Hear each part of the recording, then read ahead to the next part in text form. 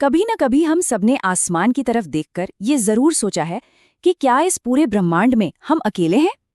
चलिए आज इसी सवाल को एक बिल्कुल ही अलग और सच कहूं तो चौंकाने वाले एंगल से देखते हैं।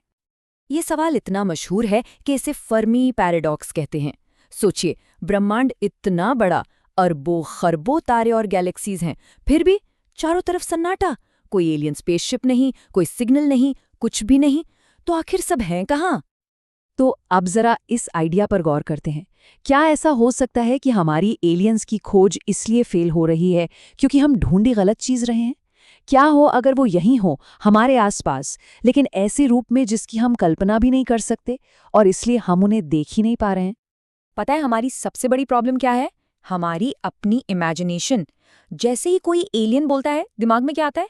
2 हाथ, 2 पैर, एक बड़ा सा सिर, बिल्कुल हमारी तरह, है ना? हम यही मानकर बैठे हैं कि वो स्पेसशिप में आएंगे और हमारी तरह दिखेंगे। और सच कहूं तो ये बहुत ही छोटी सोच है।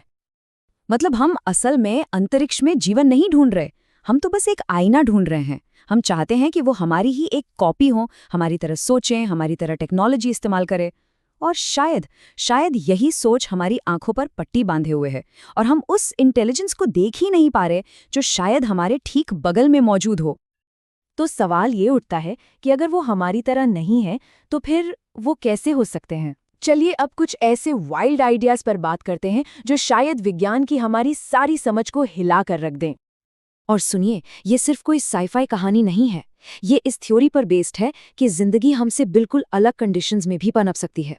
जरा सोचकर देखिए, एक ऐसी इंटेलिजेंस जो बादलों की बिजली में रहती हो, या पूरा का पूरा समुंदर जो एक साथ एक दिमाग की तरह सोचता हो, या फिर कोई ऐसी सिविलाइजेशन जो हमारे वाईफाई सिग्नल्स के बीच से निकल रही हो और हमें कानों कान खबर तक ना हो। तो पॉइंट ये है, असली प्रॉब्लम शायद ये नहीं है कि वो यहाँ है नहीं। असली प्रॉब्लम ये है कि हम उन्हें देख नहीं पा रहे हैं।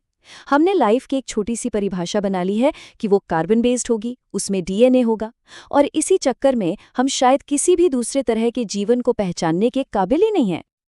अब जरा सोचिए, अगर हमें कभी पता चल गया कि ऐसी कोई इंटेलिजेंस सच में है, तो इसका हम पर क्या असर पड़ेगा?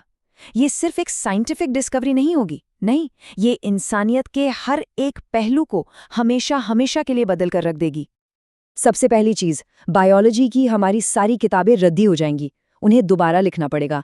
जीवन का मतलब फिर सिर्फ सेल्स और डीएनए नहीं रहेगा, इसका मतलब एनर्जी के पैटर्न भी हो सकते हैं, या इन्फॉर्मेशन का कोई झुंड, या फिर एक ऐसी चेतना जो बटी हुई हो। जैसे सोचिए कि एक जंगल के सारे पेड़ मिलकर एक साथ सोच रहे हों। और ये बदलाव सिर्फ साइंस लैब्स तक ही नहीं रुकेगा, इसका असर हमारे विश्वासों पर, हमारे कानूनों पर और हमारी रोज की जिंदगी पर पड़ेगा। सबसे बड़ा झटका तो हमारे धर्म और फिलॉसफी को लगेगा, और उसके ठीक पीछे पीछे हमारी पॉलिटिक्स और हमारे कानून भी हिल जाएंगे। जरा इन सवालों के बारे में सोचिए। अगर कल को ये साबित हो जाए कि पूरा समंदर जिंदा है, वो सोच सकता है, तो क्या हम मानेंगे कि उसकी भी एक आत्मा है? क्या उसे गंदा करने के लिए हम गुनहगार होंगे? और वो सिग्नल लाइफ जो हवा में घूम रही है, क्या उसे भी कोई अधिकार मिलेंगे? ये सवाल हमारे समाज की पूरी बुनियाद को हिलाकर रख देंगे। और आखिर में ये पूरी खोज एलियंस के बारे में कम और हम इंसानों के बारे में ज्यादा होगी। ये हमारी अपने सोच की हदें, हमारे अपने पूर्वाग्रह और हमारा अपना अंधापन सब कुछ सामने लाकर रख देगी। अब एक बहुत ही परेशान करने वाला सवाल, अगर मिट्टी में रहने वाले करोड़ों माइक्रोब्स का नेटवर्क सोच सकता हो, तो हमारी खेतीबाड़ी क्या एक तरह का नरसंहार नहीं हुई? अगर रेडियो तरंगों में जिंदगी है, तो हमारे मोबाइल टावर्स क्या लगातार उन्हें टॉर्चर नहीं कर रहे? इतिहास उठाकर देख लीजिए, जब भी कोई ताकतवर सिविलाइजेशन किसी कमजोर से मिली है, नतीजा क्या हुआ है? शोषण। तो क्या हम किसी नॉन ह्यूमन इंटेलिजेंस के साथ कुछ अलग करेंगे, या हमारा असली स्वभाव फिर से सामने आ जाएगा? और ये भी एक बड़ा सवाल है, क्या ऐसी खोज हम सब इंसानों को एक कर देगी, या फिर हमें और भी ज्यादा बांट देगी? मतलब एक तरफ वो लोग होंगे जो इस नई जिंदगी की इज्जत करना चाहेंगे, और दूसरी तरफ वो जो इसका फायदा उठाना चाहेंगे।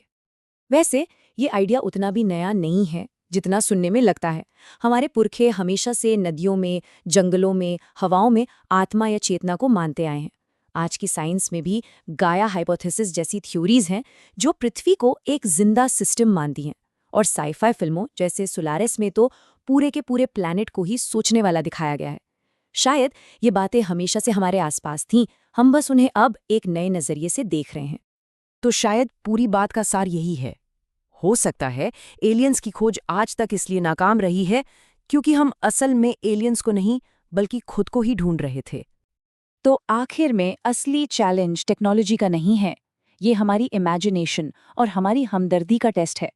सबसे बड़ी चुनौती कोई बेहतर टेलीस्कोप बनाना नहीं है, बल्कि अपने दिमाग के दरवाजे इतने खोल देना है कि हम उस इंटेलिजेंस को पहचान सकें जो हमसे ज़रा भी मेल नहीं खाती। तो इसी सवाल के साथ आज की बात खत्म करते हैं।